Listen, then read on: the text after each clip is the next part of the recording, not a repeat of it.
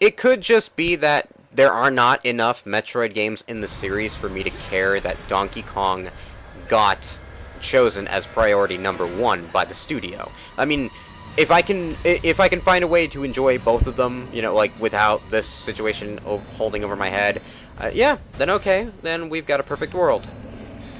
I'll give a Donkey Kong demo a try and see what happens from there. And I really do hope that they come out with a Metroid game. It would have caused a heart attack in my body if they had announced one. And something that was a departure from the art style also. If you ask me, the whole character and suit needs another revamp, and don't let Yoshio Sakamoto write the script this time. Let the Western studio know what they do best with a series like Nintendo, with a series like Metroid. Even though the makers of Nintendo are largely responsible, just outsource it again, is what I'm trying to say. A quick note about the status of me and a 3DS acquisition. I'm actually closer to picking it up with each paycheck as it comes. Although I don't know, I'm caught between decisions about buying a used copy from GameStop, buying a 3DS XL for $200, and I don't really know if I want to pursue that option. I want a cheaper handheld, and let's face it, the only difference with the 3DS and the XL, the larger size, is that it doesn't really have anything outside of a larger screen. That's all it is.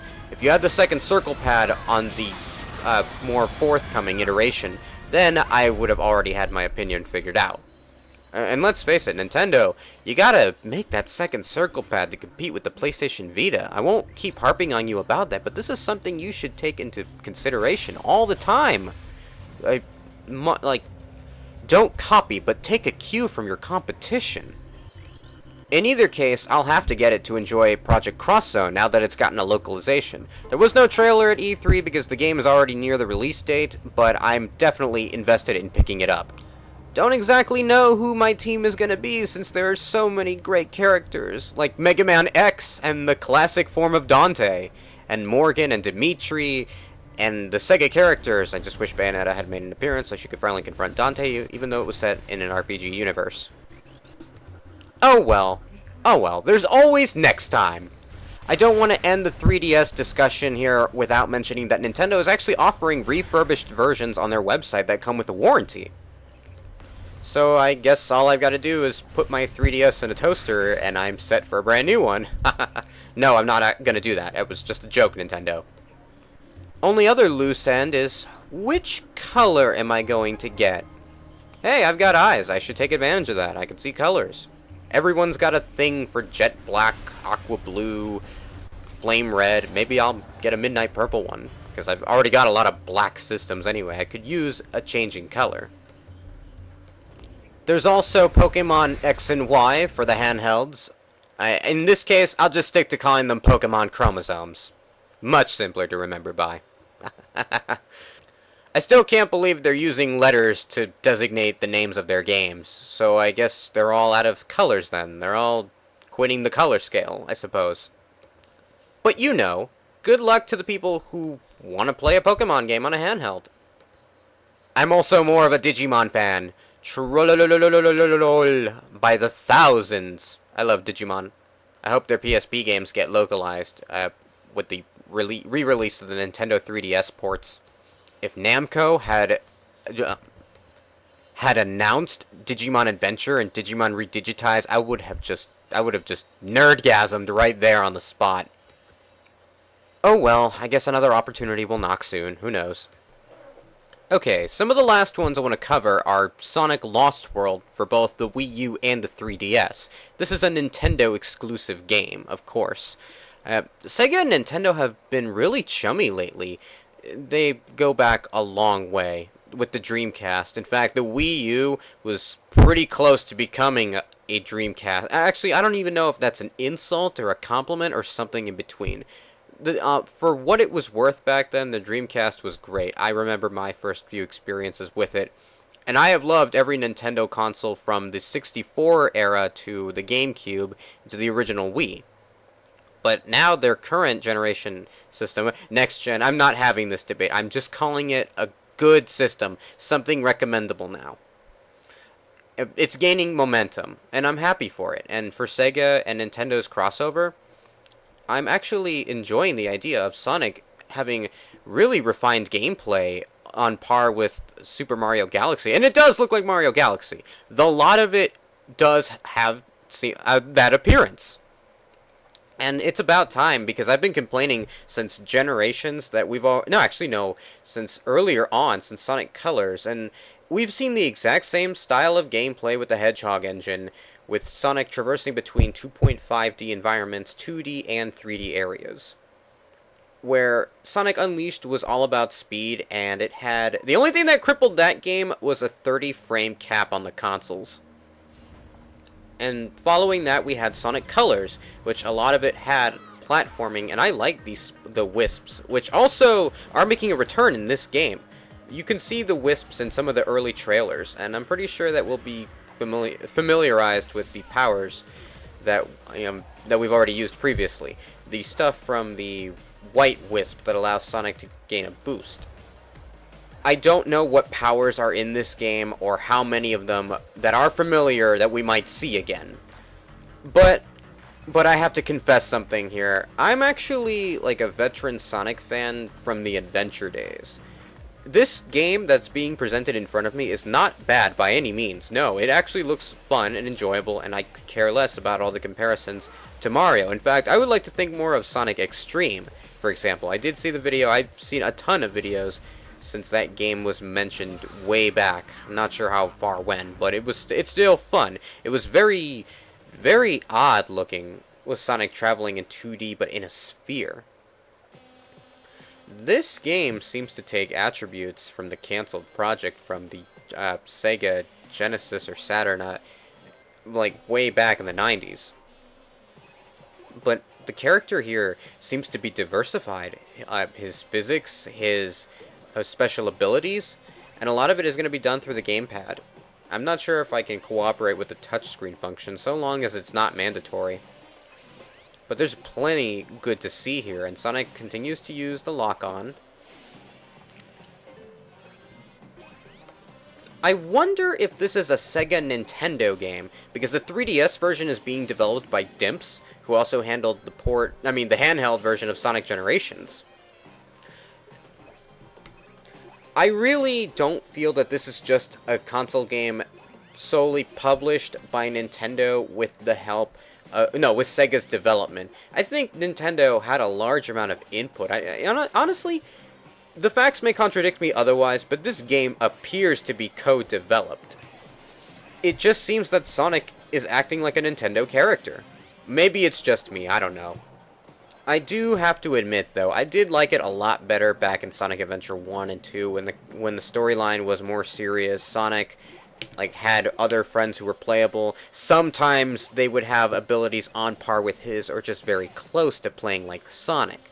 There's nothing bad about playing as multiple characters so long as they have gameplay reminiscent of the main protagonist. You know what I mean? I'm not bothered by the fact that we won't be seeing much of Shadow or any of the other characters outside of Tails, Amy, and Knuckles. In fact, I would rather have a game where, depending on the roster, where every character is balanced and put to good use, whether it be by gameplay standards or narrative. As of the time of this recording, only 2 Sonic games have been announced. There's going to be another Sonic and Mario Olympics title, like there is almost every year now, and there is this. And for both versions, the fact that it's coming to the 3DS doesn't actually reveal what the third Sonic game is. No. And we've, in the last few months, have heard about 6 Sonic Adventure domains being registered, possibly by Sega. And I do find it kind of weird, because it just, Sonic is acting like a cartoon character. Just cheesy, juvenile humor. Not really juvenile, just more childish. That seems to be the game's intentions. In fact, that's how the last few titles have been. So to introduce a game with such a serious story and serious context now, with the Sonic Adventure 1 and 2 physics, it would just feel kind of awkward. Because I've already been saying that I just got tired of the Generations formula. And I'm pretty sure a lot of you have, because it's really just been the same. It's hardly been refined. Generations is a combination of both Unleashed and Colors. One game that specializes in speed, although the only thing crippling it, as I said earlier, is a frame cap. The follow-up game taking high priority in platforming, but not having enough sense of speed, a sufficient sense. And now Generations was a balance of both. And I didn't mean to say now, I just meant like Sonic Generations as its property. It is a good balance of both.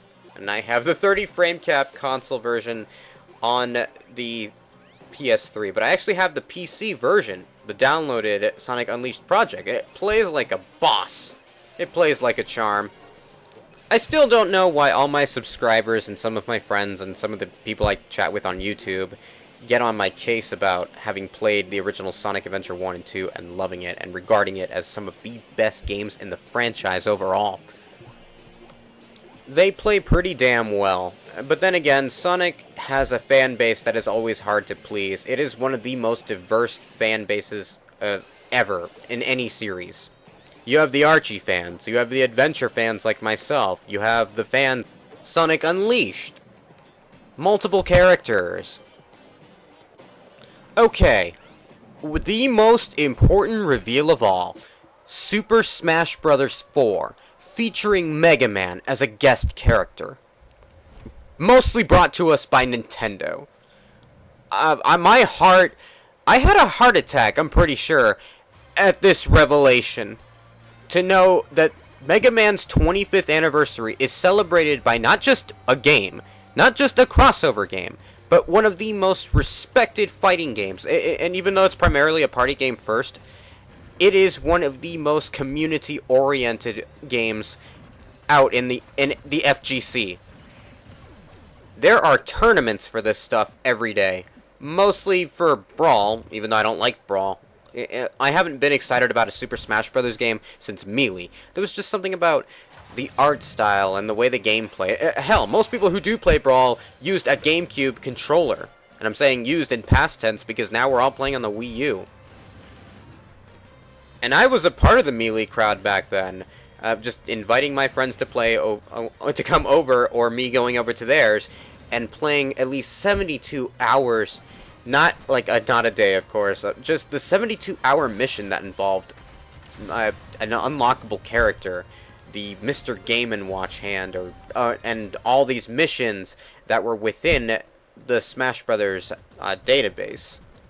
And I remember that we've played every stage. We even went into the top side, the city with the UFO, Battlefield, the Captain Falcon stages, the Legend of Zelda ones, and in Brawl, they've got a nice tribute to Luigi's Mansion and other Nintendo games back in that day.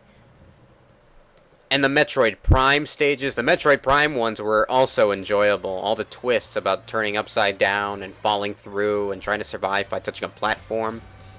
And now they've even got a Mega Man stage, tailored with a Dr. Wily background.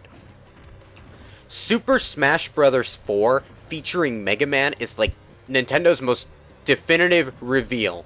It's the one game that everyone's going to buy, and hopefully this time it will actually come with a brilliant online infrastructure.